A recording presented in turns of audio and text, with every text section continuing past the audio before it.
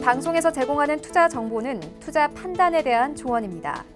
방송에서 제공하는 주식의 가치, 가격 상승 및 가격 하락에 대해서는 방송사에서 보장하지 않습니다. 이 시각 헤드라인 뉴스입니다. 정부가 오늘 홍남기 부총리 겸 기획재정부 장관 주재로 일본 수출 규제 대응 관계 장관 회의를 열고 최근 동향을 점검했습니다. 정부는 우리 기업의 피해를 최소화하는 대응 방안과 대일 의존도 완화를 위한 대책 준비 상황을 점검했습니다. 일본 정부와 협의 그리고 주요국과 투자은행, 신용평가사, 국제기구 등을 통한 적극적 국제 공조에도 정부는 만전을 기하기로 했습니다.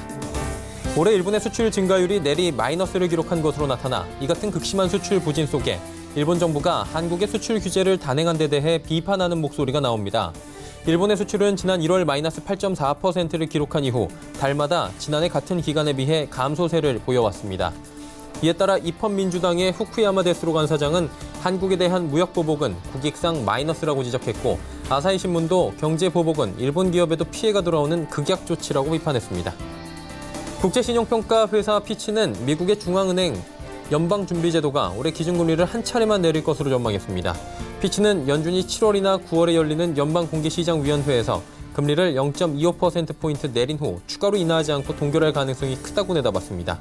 이는 연준이 연말까지 한 번에 0.25%포인트씩 두세 차례 내릴 것이라는 시장의 전망과 차이가 있는 것입니다.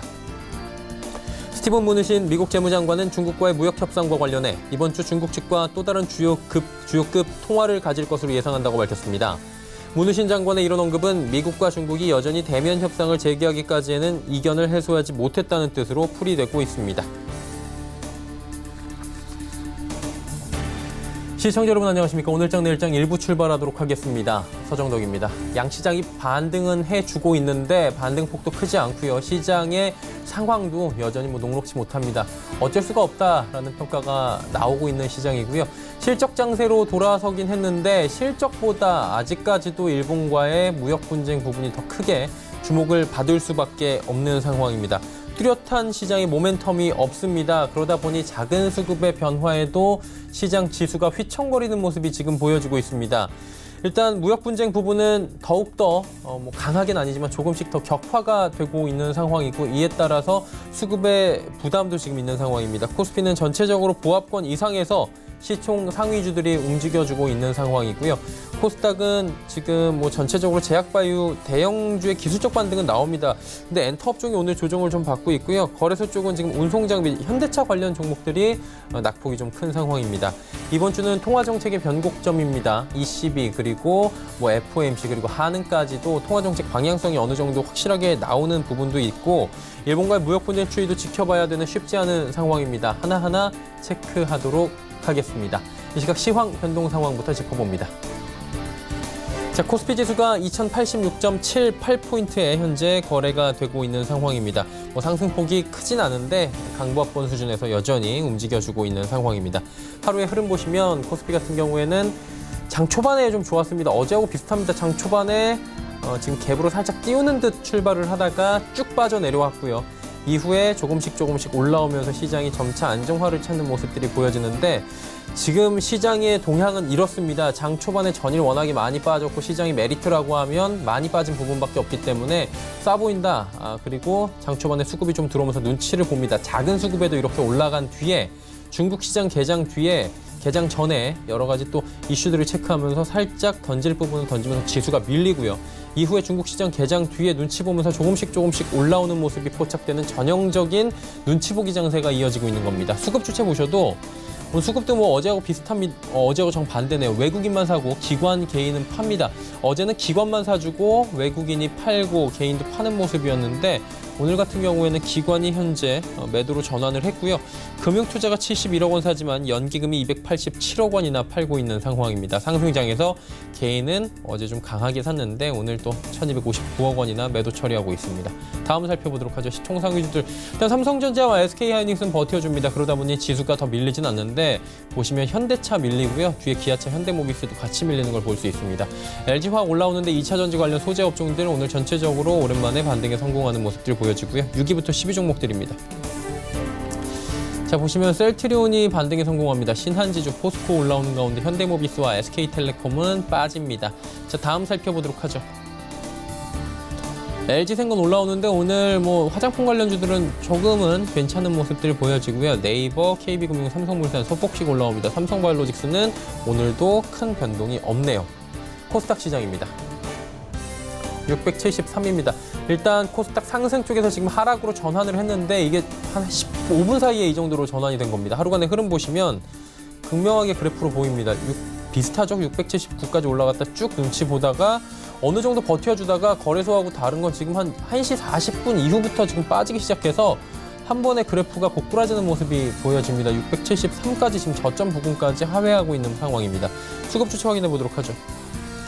수급 보시면 양매도가 나옵니다. 외국인 기관 같이 팔고 있고요. 개인만 사주고 있는 상황입니다. 기관 179억 원 파는데 전주체가 기관은 매도 포지션 잡고 있는 상황입니다. 자, 시총 상위주들도 보시면 대형 바이오주들은 오늘 좀 올라갑니다. 신라젠, 헬릭스미스, 셀트리온 헬스케어 올라가는데 CJENM이 오늘 낙폭이 좀 있고요. 펄어비스도 하락 전환을 했습니다. 다음 살펴볼까요?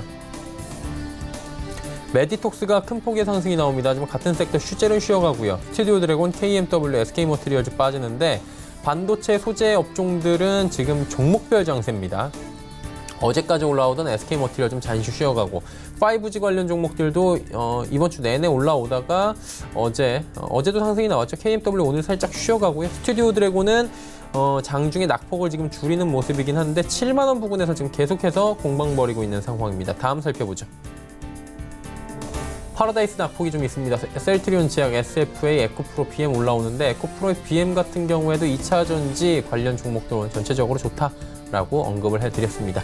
자, 원달러 환율 짚어봅니다. 원달러 환율은 오늘 살짝 조정이 나오네요. 1177원 80전에 거래되면서 큰 폭의 움직임은 없는 상황입니다. 금일 본 방송에서 제공해드리는 정보는 투자 판단에 대한 조언일 뿐입니다. 해당 주식의 가치와 수익률을 보장해드리지 않는다는 점 참고해 주시기 바랍니다. 시장 이슈 정리해 보도록 하겠습니다. 유안타증권 메가센터 분당점의 백인범 대리입니다. 안녕하세요. 네, 안녕하십니까? 네.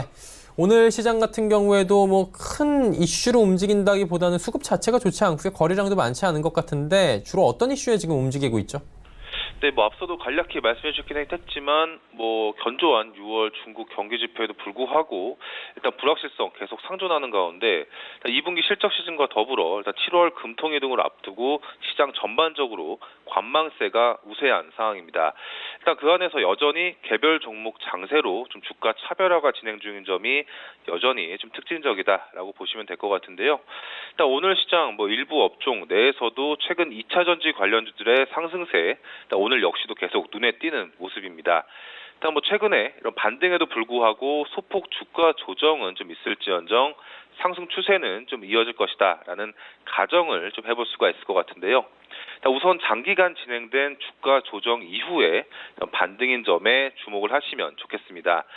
그리고 거기에 공매도 역시도 계속적으로 증가했었던 점 등과 더불어서 최근의 상승은 이 공매도가 상환되는 이 쇼커버링에 따른 추가 주가 상승도 이어질 여지 또한 만들어주는 상황 속에서 일단 주식 매수자 입장에서는 좀 긍정적인 상황이 만들어지고 있다는 점에 주목을 하시면 좋을 것 같습니다.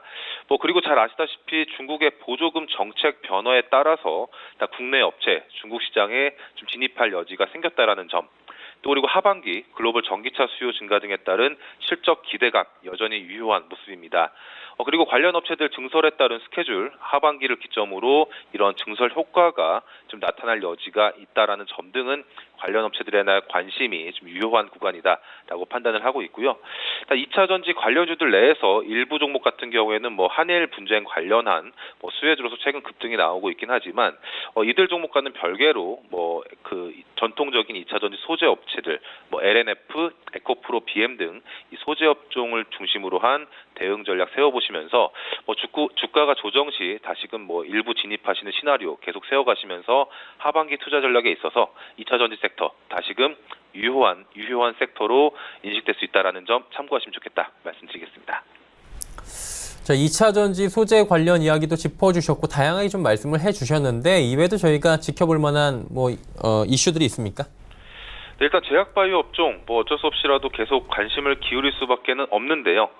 일단 제약바이오 업종 최근 시장에서는 좀 소외된 모습이긴 하지만 일단 업종 특성상 언제라도 모멘텀이 좀 들어올 여지가 있다라는 업종인 점에서 일단 관심을 둘 수밖에 없는 섹터이긴 합니다. 그렇기 때문에 중장기적 관점에서는 관련 업종 내 모멘텀 보유한 종목들에 있어서는 하반기에도 계속 관심을 둘 수밖에 없다라고 생각하시면 좋을 것 같은데요. 일단 이에 앞서서 우선 글로벌 관점에서 올해 상반기 좀 리뷰를 해봤을 때 글로벌 상위 제약사들 인수합병과 기술 투자 여전히 활발했었습니다. 그리고 그 인수합병과 기술 투자의 트렌드를 살펴보자면 그 트렌드에 부합할 수 있는 국내 기업들에 대한 관심은 좀 여전히 유효하다라고 생각하시면 될 것 같은데요. 올해 상반기 글로벌 제약사들 트렌드 살펴보자면 퍼스트 인 클래스 치료제라든가 ADC 그리고 이중항체, 병용 임상 등이 좀 눈에 띄는 모습입니다. 이를 국내 상장사들과 연관지어 보자면 일단 관련 모멘텀을 보유한 회사들에 대한 관심 여전히 유효할 수 있다라는 가정을 좀 이어서 해보실 수가 있을 것 같은데요. 여러 종목군들이 있긴 하지만 그 가운데에선 헬릭스미스, 파맵신, 제넥신, 에이벨바이오, 신라젠, G3BNT 등에 있어서 관심을 기울여 보시면 좋겠습니다. 각기 다른 모멘텀을 보유하고 있긴 하지만 상반기 글로벌 제약사들의 이런 트렌드와 더불어 일치하는 부분이 있는 만큼 이들 종목군들을 중심으로 업종 내 대응 전략을 좀 참고해 보시면 좋을 것 같고요. 일단 파맵신 같은 경우에는 키트루다와의 병용 임상권 그리고 에이벨바이오 같은 게 잘 아시다시피 이중항체 관련한 모멘텀 등이 있다라는 점에서 일단 이들 종목과 앞서 말씀드린 트렌드를 좀 연관지어 보시면서 생각해 보시면 좋겠습니다. 그리고 이들 종목 같은 경우 최근 연이은 주가 하락에 따라서 추가 주가 하락 부담은 없지만 단기 반등보다는 중장기적인 관점에서의 접근이 유효하다라고 생각하시면 좋을 것 같고요. 즉 투자 호흡을 길게 가져갈 수 있는 여지가 있다라는 상황에서는 이들 종목군들 내에서 분할 매수로 조금씩 모아가시는 전략으로 현 시점에서의 대응 전략 세워볼 수가 있을 것 같고 기존 보유자 같은 경우에는 현 시점 손절보다는 보유가 좀 바람직한 시점이다라고 생각하고 있습니다. 대형 제약 바이오 업종들까지 짚어주셨는데 종합적으로 봤을 때 지금 시장 전략들 어떻게 가져가는 게 좋겠습니까? 네, 일단 모멘텀 있는 종목들 계속 관찰하시는 게 바람직하다라고 보여지고 있고요. 오늘 시장에서는 5G 통신 장비 업체들 지금 주가 조정, 좀 RFHIC를 제외하고는 대부분의 종목들이 주가 조정이 나오고 있는 모습이긴 합니다.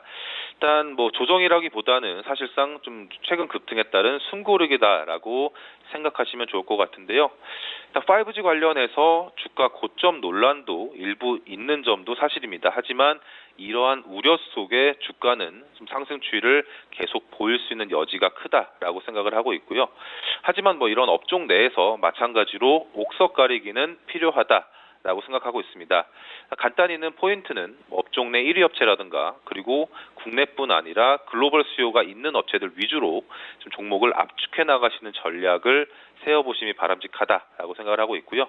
대표적인 대장주로 인식되는 KMW 그리고 화웨이 논란에 최근 주가 조정 일부 맞기도 했지만 글로벌 수요 여전히 견조한 RFHIC 그리고 경쟁력 부분에서는 오이솔루션 역시도 글로벌 수요가 뒷받침될 수 있다는 여지가 있는 종목군들이라는 점에서 5G 통신 장비 업종들 내에서 이들 종목을 위주로 한 관심 계속 기울여 보시면 좋을 것 같고 주가 조정 시 분할 매수 그리고 반등 시 분할 매도 등 이런 기계적인 접근 등을 통해서 트레이딩을 당분간 일부 하시면서 모아갈 수 있는 종목군들이라는 점에서 계속적으로 이런 분할 매수를 통한 일단 모아가기 전략이 필요한 그런 업종이지 않을까라는 관점에서 5G 통신 장비 업체들에 대한 관심 그리고 그 안에서도 종목 압축을 통한 핵심 종목군들 위주로 한 주가 대응이 필요하겠다 말씀드리겠습니다. 지금 아무래도 지금 투심 자체가 안 좋잖아요. 작은 수급에도 지수가 오르락내리락 하고 있는데 이게 일본 때문인 건지 아직까지 나머지 모르는 우리가 상황들이 있는 건지 전체적으로 봤을 때 지금은 현금 비중을 늘려야 된다라고 많이들 이야기를 하는데 대리님이 어떻게 보시는지 궁금하네요, 개인적으로. 네, 지금 현 시점에서는 사실상 현금 비중을 늘리는 것은 지금 시점에서 의미가 없다라고 보여지고 있습니다. 사실 현금 비중은 사실상 7월 이전에 마련이 됐다라고 했을 때는 현 시점에서는 오히려 그 현금 비중을 쓰셔야 되는 상황이다라고 인식을 좀 하고 있고요. 당연히 대부분의 시장 참여자들 어려운 상황이긴 합니다.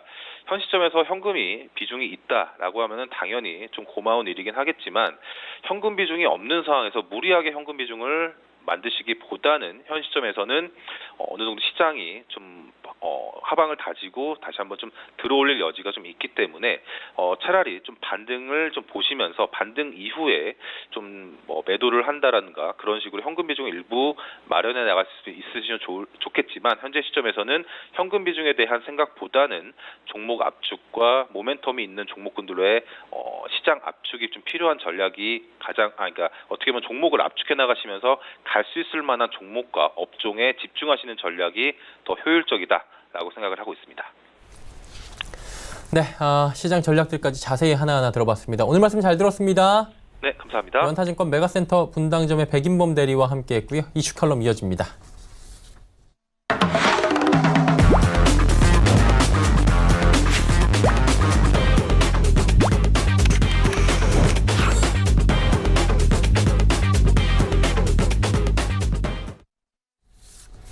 이슈 컬럼 이어가도록 하겠습니다. GFM 투자연구소 이진우 소장과 함께합니다. 소장님 안녕하세요. 네, 안녕하세요. 이발하셨네요. 머리 깔끔해지셨습니다. 네. 오늘 뭐 이야기가 당연히 뭐 일본 얘기부터 좀 출발을 해봐야 될 것 같은데 어때요? 일본도 지금 속썩이고 있고 솔직히 말해가지고 네. 그리고 미국은 연일 최고가 뭐 S&P 3,000을 진짜 봤어요. 네. 근데 이제 소장님 표현대로 우리 작가가 이렇게 또 써줬습니다. 그다지 감동은 없는 시장이다라고 많이 이 얘기 하시잖아요. 뭐 시장에 예, 감동이 없다 하시는데 예. 진짜 그런 것 같아요. 모멘텀이 없어서 그런 거예요? 아니면 시장 자체가 지금 전체적으로 그냥 힘을 다 잃어버린 겁니까? 뭐 우선 일본 뉴스는 한번 조금 더 지켜보시죠. 이제 뭐 18일 날 무슨 뭐 제3국 중재위 예. 뭐 하자 했는데 이게 지금 봐서는 뭐 될 것 같지가 않은데요. 그 이후에 일본이 어떤 식의 또 조치를 꺼내놓을 것인지 봐야 되겠고, 그리고 일본은 우리 뭐 반도체 주식이나 관련 주들이 안 빠지는 거 봐서는 우리가 막 그동안의 뉴스나 이런저런 SNS에서 막 심각하게 받아들였던 것보다는 한번 그냥 차분하게 추이를 지켜보는 게 나을 것 같고요. 네. 그리고 이제 시장이 지금 조금 한가한 구간에 접어들었습니다. 이제 남은 거는 뭐 확인하는 것만 남았으니까. 네. 얼마나 시장이 한가한지 한번 보실까요? 한가하다고요? 시장이 지금은 그러니까 사실 이슈가 없다는 거죠. 당장은 없는 거죠. 이게 한 2시간 전에 월스트리트저널에 한번 들어가 봤습니다. 예. 기사들이 이래요. 어제 이제 GDP 나왔지 않습니까? 중국 6.2%. 그렇죠. 자, 뭐 중국의 성장세가 좀 둔화되고 있어서 그래서 결국 부양에 대한 압박이 커지고 있다. 글쎄요. 아직도 6.2%라는데 6에서 6.5가 지금 리커창 총리가 봄에 전인대에서 밝혔던 예. 원래 목표입니다. 그러면은 뭐 중국 이코노미스트가 아니더라도 대충 6.2 아니겠어요?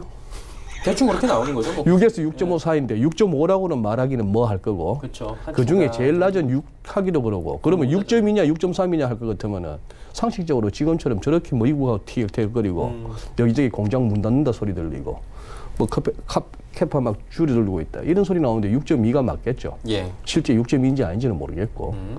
근데 그 6.2를 그 정도 그 큰 경제가 6.2%씩 성장하는데 뭐 또 부양인가 싶기도 하죠. 또 아래쪽에 보면은 페이스북 이 리브라라고 하는 이 가상화폐 요새 말이 많죠. 네.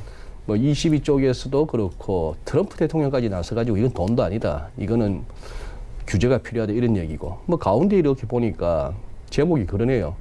이 글로벌한 테크 배틀, 기술 전쟁 가운데 지금 이제 말 안 듣는 미국의 볼키라는 단어를 썼어요. 말 잘 안 듣는 미국의 동맹들은 중국을 택하고 있다 하면서 뭐 필리핀 얘기 나오고 여기 보면 이제 결국 요즘 지금 미국 정가가 좀 시끌시끌하죠.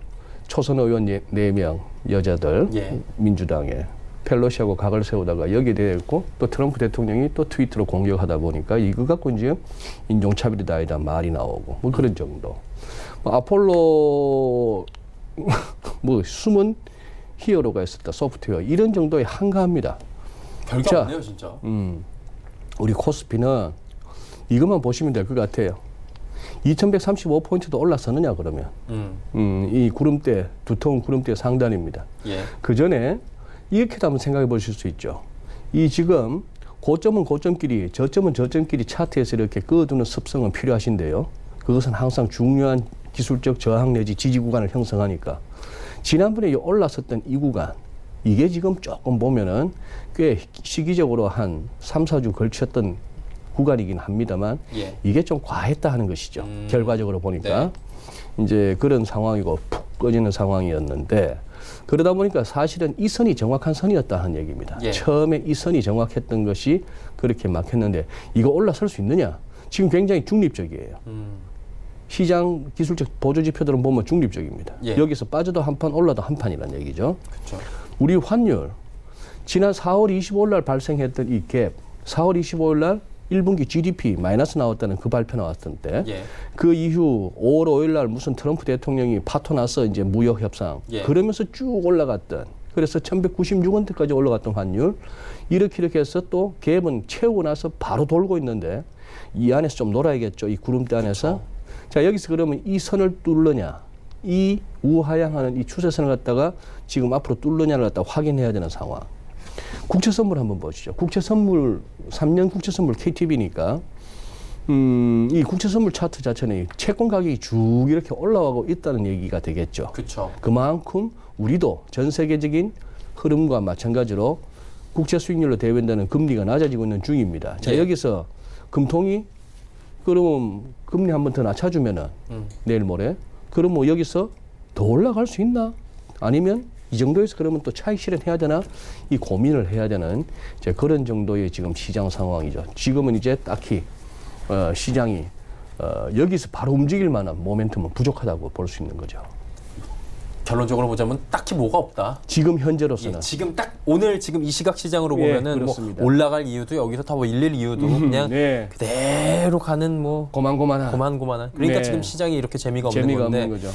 그러니까 이제 미국을 한번 봐야 된다는 거, 유럽 봐야 된다 그 얘기를 하고 싶은 거예요 저희가. 네, 네. 이번 주는 사실은 금융통화위원회들이 각국이 쭉쭉 있잖아요. 금리 관련된 얘기들이. 네. 예, 뭐 미국부터 봐야 되는 게 의사록 내용을 좀 다시 한번 보고 파월 네. 의장의 발언들을 한번 점검해 보면 좋을 것 같은데 네. 어떻게 저희가 어떤 부분들 다시 한번 보는 게 좋을까요? 네.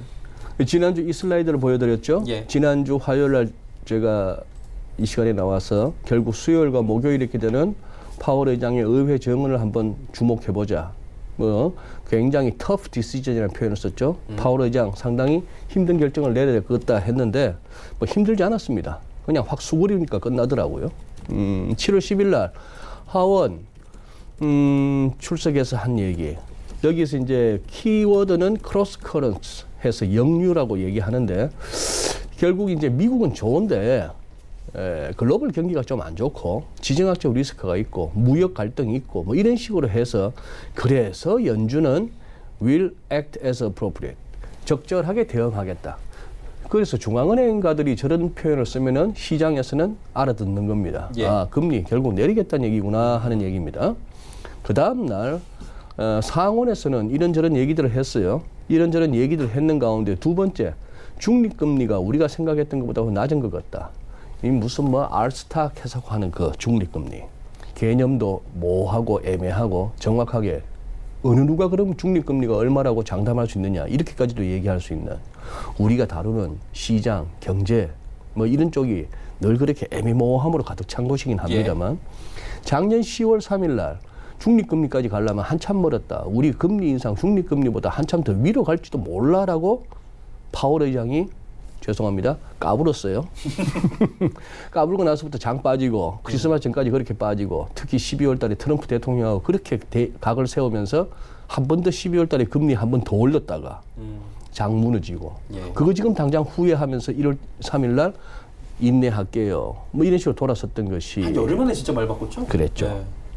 이제는 또 이제 얼마 됐다고 중립금리가 우리가 생각했던 것보다 훨씬 낮은 것 같다. 자, 이쯤에서 오면은 도대체 연준이란 곳에서의 어떤 그 판단이 상황 판단, 경기 진단 뭐 이런 것들이 얼마나 믿을만 할 것인가 신뢰가 하는 엄청 것이죠. 떨어졌어요. 네. 거기다가 이 말도 슬라이드 다시 한번 보여주시죠. 실업률하고 인플레이션의 상관관계. 즉 실업률이 낮아지면 그만큼 고용 시장이 좋아지면은 끝내 결국 임금도 오르고 이러다 보면 인플레가 살아난다. 이게 필립스 곡선 아닙니까? 그렇죠. 필립스 곡선인데 그 상관관계가 지난 50년 동안 강했는데 이제는 사라졌다. 결국 연준이 그동안에 왜 우리는 금리를 올려야 되는가? 인플레는 그렇게 저조한데도 고용시장 봐라 이렇게 좋으면 결국 금리 오를 거야. 옐렌 때부터 했던 얘기. 그래서 우리는 선제적으로 금리 올린다 했는데 이것마저도 했던 거죠. 자, 이렇게 되면은 금리는 이제 내리긴 내리겠는데 31일 날. 예. 그 전에 25일 날, 다음 주 목요일 날. 다음 주 수요일이군요. 다음 주 목요일인가요? 목요일이죠. 네, 다음 주 목요일 날. 22가 그러면 어떡할까? 이쯤 됐는데 22 쪽에서도 자꾸 뭔가 양적 완화를 제기할 것 같기도 하고 뭐 예측 금리 마이너스 0.4를 마이너스 0.5로 더 깊숙하게 마이너스로 뭐 이런 식으로까지 하는 얘기. 중국 인민은행에서도 연준이 그렇게 해준다면 우리도 그럼 지준율도 좀 낮추고 해서 돈 좀 이렇게 풀리게 해서 이게 이제 시장에서 생각하는 그래? 그러면 마지막 유동성 장이 아직도 남았나? 마지막 불꽃 아니에요, 이거 근데?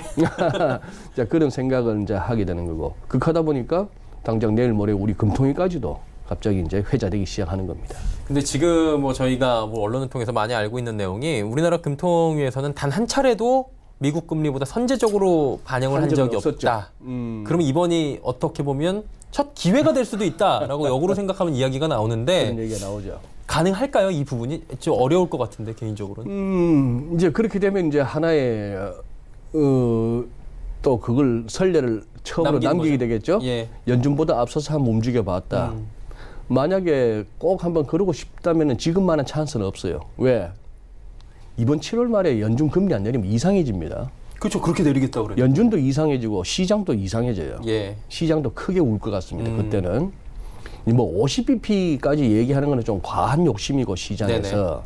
차라리 이번 7월에 금리를 내리면서 연내 한 번 정도 더 내릴 수 있다 정도를 시사할 것인지 이게 어떤 기조적인 그렇게 하기에는 기조적인 어떤 금리 인하 정책 금리 인하 시기로 접어든다고 하기에는 앞뒤가 안 맞아요. 늘 그렇게 좋다면서 미국 경제. 그리고 뭐 그런 상황인데 그래서 기회는 기회입니다. 만약에 하느니 금리를 내릴 의지가 있다면은 지금 한번 좀 먼저 한번 내려보는 것도 그거 한데 이제 그것도 마찬가지예요. 내리고 나서 우리 하느니 그러면은 이번에 내리면서 이제 1.75에서 1.5로 내릴 텐데 그러면 그렇죠. 그럼 우리 앞으로도 계속해서 금리 더 추가적으로 몇 번 더 내릴 거예요라고 얘기할까요? 그게 쉽지 않을 것 같은데 지금 예. 상황에서는. 절대 레벨 자체가 이미 낮은 데다가 예, 그쵸. 그런 상황에서 그렇다면 또 시장이 또 움찔하는 거죠. 음. 이미 반영 다 돼 있거든요. 아까 구제선물 차트 보셨잖아요. 그쵸. 쭉쭉쭉쭉 벌써 다. 다 올라. 즉 채권 가격이 그렇게 올라갔던 것은 금리 낮아질 거야 하는 그런 어떤 가능성 다 반영한 건데 그런 상황이죠. 그러니 어떻게 보면은 이 심심한 시장이 막상 금통위 가갖고도 딱히 못 움직일 수도 있습니다. 그거 가갖고는 한번 내리긴 내렸는데 예. 그 다음을 갖다 제시 못 한다면은 그렇다면 또 22 보고 연준 봐야지 뭐 이런 정도가 아닐까 싶네요.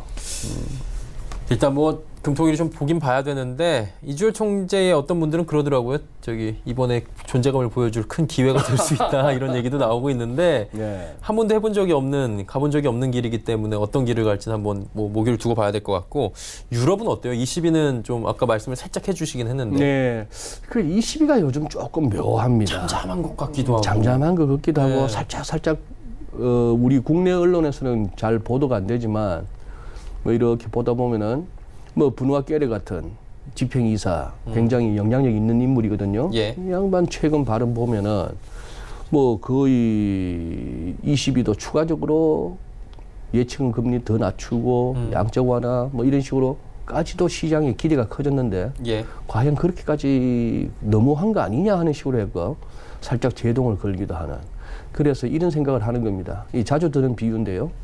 이렇게 벌어져 있는데 연준의 금리가 지금 높죠. 예. 일본이나 미국보다. 그렇죠. 그런 상황에서 연준이 한 발 물러서겠다고 한다면은 그렇게 한다면은 아마 좀 달러가 약해질 수도 있을 겁니다. 그래서 시장이 원하는 좀 달러 약세, 좀 그래서 완화적인 시장 분위기. 근데 여기서 연준이 한 발 물러서는데 이 친구들은 워낙에 낮아서 아니면 이미 제로금리라서 반보라도 더 내리는 거예요. 뭐 아까 말씀드린 마이너스 0.4를 마이너스 0.5 뭐 이런 식으로까지 하고 한다면은 과연 이제 그래 차라리 이번에는 연준만 움직이게 해주는 것도 그러고 나서 시장이 어떨지 만약에 파월 의장이 말하는 이 경기 확장기 121개월째라고 사상 최고 기록을 가르치고 있는데 예. 이놈의 전통적인 경제학 교과서에서만은 경기 순환론조차도 무색해질 만큼 쭉 좋아만 진다는 꺾이지 않는다는 예. 장은 계속 오르기만 한다는 이것이 언제까지 그걸 계속하기 위해서 우리가 통화정책 잘해보겠다는 건데 통화정책으로 실제 실물 경기라는 것이 그렇게 움직여질 수 있는 건지에 대한 본질적인 의문은 차치하더라도 그런 상황에서 같이 움직여버리면 자꾸 상쇄되니까 희석되니까 그렇죠. 이번에는 개인적으로는 22도 좀 가만히 있어보고 7월 말에 연준하는 거 보고 시장 반응이 어떨지가 또 상당히 궁금합니다. 그러니까 한마디로 지금 폭풍 전야 같은 느낌 그런 것도 그런 조금 느낌. 큰 폭풍은 아닌 것 같고요. 네. 근데 이제 정치적인 리스크가 하나가 리스크라고 해야 될까요? 뭐 이슈라고 해야 될까요? 트럼프 대통령과 지금 초선 의원들 아까 언급을 네, 해주셨는데 네. 그 부분이 우리는 뭐 와닿진 않겠지만 미국 쪽에서는 꽤 큰 이슈로 지금 작용을 하고 있는 것 같더라고요. 시끌시끌한 것 같아요. 예. 네. 어떤 내용입니까? 예, 우선 한번 면면들을 한번 보시죠. 네네. 지금 이 의원들 4명 YTN 뉴스 화면 캡처했는데 여기 이런 상황입니다. 예. 자, 이건 조선일보 기사예요. 화면들이 잘 나와서 자, 다 민주당 초선 의원입니다. 네. 여기는 17선이에요, 펠로시. 17 곱하기 2, 하원 임기가 2니까 27, 24. 어유 30년 넘게 직업이에요, 직업.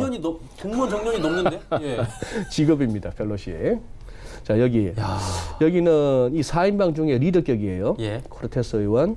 자, 여기는 이제 푸에르토리코계. 자, 여기 두 번째 툴라입이라는 의원은 팔레스타인 난민 2세입니다.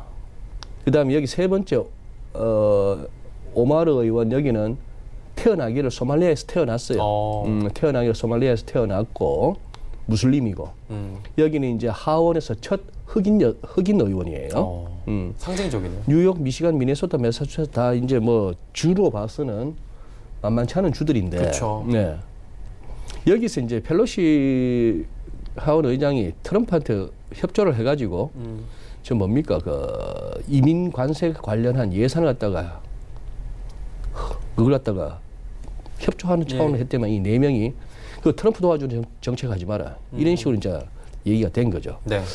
자, 여기 문제의 트윗은 이겁니다. 트윗이에요? 예, 또 트윗이죠. 이렇게 해서 내용들 보면은 이 세계에서 가장 부패하고 무능하며 재앙적인 국가 출신들의 민주당 진보 여성 의원들이 가장 강력하고 위대한 미국의 운영을 두고 사납게 이야기하는 것이 참 흥미롭다. 망가지고 범죄가 들끓는 원래 너희 나라로 돌아가서 그것부터 바로 잡아라. 대통령이 근데 저런 말을 그러니까요. 예. 그쪽은 당신들의 도움을 필요할 빨리 떠나라. 펠로시 의장도 도와줄 거다 아마. 이런 내용입니다. 자, 여기서 그래요. 지금 정덕 앵커 말씀하신 대로 야, 대통령이 저래도 되나? 그리고 우리는 상상할 수 없는 일이잖아요. 예. 그러고 나서 이제 또 이제 반격이 일어나는 거죠. 예? 반격이 공동 기자회견도 14일 날 했다 뭐. 그러고 하는데요. 자, 이 화면을 보고 이런 현재의 상황을 보고 미국 유권자들이 어떻게 될까 한번 생각을 해보시죠. 이 중에는 과격한 발언을 과격한 어떤 사고를 갖다 표출하는 의원들도 있어요. 예를 들면 그거예요. 다 받아주자. 미국이란 나라는 그런 나라 아니냐. 국경을 넘어와서 다 받아주자. 다 받아주면 제 생각에 마두로는 그냥 지 혼자 대통령 해야 될 거예요. 다 넘어오니까요. 네. 예. 자, 그런 생각들도 해볼 수 있고 이러한 쪽에 어떤 공감하는 데도 있겠으나 또 백인 유권자들은 미국의 백인 유권자들은 또 뭐라고 생각할까요? 싫어하죠. 그러니 이 편가르기 다 품는 국가 지도자가 아니죠. 내 편만 확실하게 내 쪽으로 해주면 돼 하는 이 전략 아닙니까? 예. 그게 뭐 트럼프만의 일이겠습니까만 이제 이런 식으로 이제 또 분열로 가는 그런 상황이죠. 그리고 앞으로 뉴스 보시다 보면 이 얼음이 아닌 그냥 아이스, ICE라는 단어 자주 마주치실 것 같아가지고 이것도 지난 주말에 있었던 그겁니다. 뉴욕에서 있었던 지금 이 사태와 관련해서 뉴욕에서 트럼프에 반대하는 시위라고 보실 수가 있겠죠. 예. ICE의 약자는 이겁니다. 연방 Immigration and Customs Enforcement니까 Immigration은 이민이고 그쵸. Customs은 세관 쪽 이런 식의 이걸 갖다가 단속하는 기구죠. 홈페이지 들어가 봤더니 뭐 이런 사진이 막 있고 합니다. 대충 일하는 데가 뭔지 알겠죠? 예. 그래서 뭐 이렇게 되는데 그래서 이렇게 볼 수 있는 겁니다. 트럼프 대통령에게 있어서는 지금 모든 것은 그겁니다. 내한테 표가 되는 거. 내 지지층을 갖다가 결속시킬 수 있는 거라면 뭐든지 하는 그런 상황입니다. 댓글도 보면 뭐 다양해요. 저 초선 의원들을 갖다 지지하는 댓글도 있고 아닌 댓글도 있고 당신들처럼 그렇게 한다면 이 미국이 어떻게 되겠느냐부터 해가지고 심지어 뭐 그럼 당신 부인도 내보내라 원래 나라 슬로베니아로 보내라 뭐 이런 얘기까지도 나오는. 그래서 오늘 이제 그겁니다. 제가 드리는 말씀은 시장은 당장은 한가합니다. 지금 딱히 확인할 게 많고 예. 확인한다 해봐야 어떻게 보면 이미 다 시장에 어느 정도 프라이싱 돼 있고 녹아져 있을지도 몰라요. 그러니 우리는 이것만 확인하고 가시죠. 지금 S&P 500 지수 제가 오늘 드릴 뭐 메시지는 여기서 다 드립니다. 예. 이거 전에도 한번 말씀드린 메가폰 탑 가능성도 있고 금융위기 당시 낙폭에 1.618배에 그렇게 막히다가 트럼프 대통령 덕분에 열었고 그러다 보니까 이제 2.618배 이게 이제 3030, 3040 어라운드예요. 예.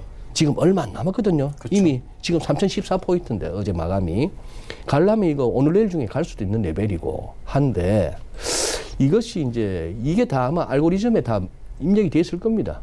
이쯤에서 이것까지 열리면은 계속 가는 거고 여기서 한번 털까? 뭐 MAC나 RSI 같은 데서 이 다이버전스 나온 지는 꽤 됐고 예. 지금 한 2년에 걸쳐서 만들어진 다이버전스 이런 거는 차트를 보고 있으면 여기서 미국 증시에 신규로 들어간다는 것은 굉장한 용기를 필요로 거예요. 핵심은 야 그동안 먹은 거 좀 줄일까? 아니면 계속 갈까? 이 정도지. 그렇죠. 여기서 더 태울까를 얘기하는 거는 이 차트를 보면서 한다는 것은 굉장히 후달거리는 겁니다. 그러니 여기서 계속 가느냐? 아니면 결국 여기서 차트가 시사하는 한번 변곡이 오느냐? 그것을 갖다가 한번 보시죠. 시장이 만약에 똑똑하고 빠르다면은 굳이 FOMC 결과를 안 보고도 돌 수도 있는 거고 뭐 그렇게 보여집니다. 네. 결국 레벨로 대응할 수밖에 없는 거죠. 알겠습니다. 오늘 시장 그리고 이번 주 시장에 대한 이야기들까지 함께 나눠봤습니다. 시간 관계상 오늘 이쯤에서 해야 될 것 같습니다. 고맙습니다. 고맙습니다. GFM 투자연구소 이진우 소장과 이야기 나눠봤고요. 2부에서는 두 분의 전문가와 함께 이제 종목 이야기, 종목 상담 이어가 보도록 하겠습니다. 2부에서 뵙겠습니다. 고맙습니다.